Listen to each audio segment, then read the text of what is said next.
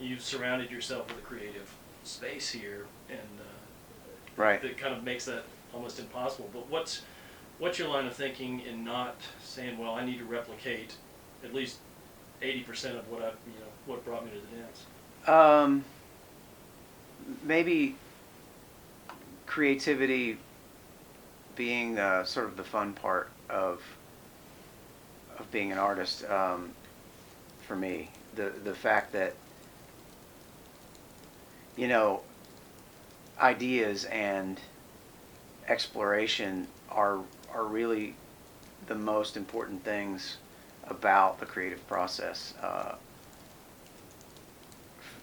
For me personally, because I love it like a painter loves a blank canvas, and it's very much all about seeing what happens when you start with a new canvas and you sort of say, all right, the rules don't apply. The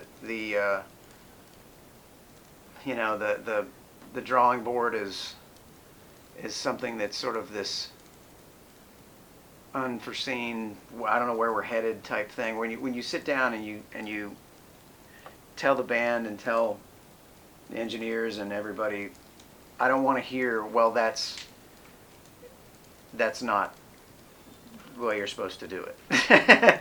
On this, you know what I mean? That's kind of the way it started. I was like, I don't want to hear that phrase. That's not how you're supposed to do it. Which I heard it repetitively. You know, it's funny because I would have an engineer say, well, you know, the drum room, they put the wrong kind of windows in. Those aren't laminated glass, and they're gonna ping and vibrate. And it's like, well, then our drum tracks are gonna ping and vibrate.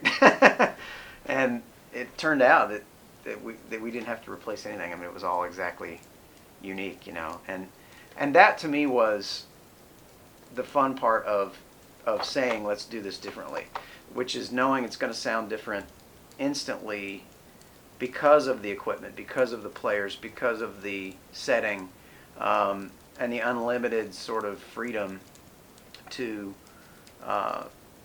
just create. And I get probably the most frustrating thing about being an artist are the times when you feel stifled.